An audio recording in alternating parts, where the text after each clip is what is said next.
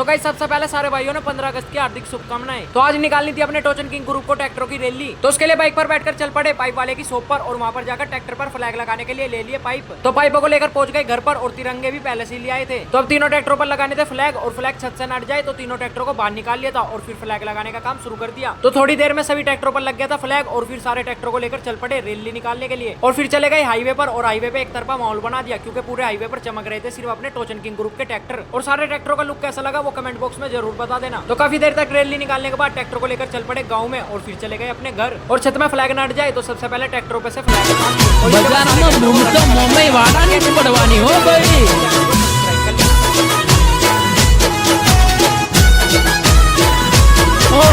वगड़ाना वासी जई बेटा जे बंगले दुख ना रह्યું मारी मोमई कोई पगले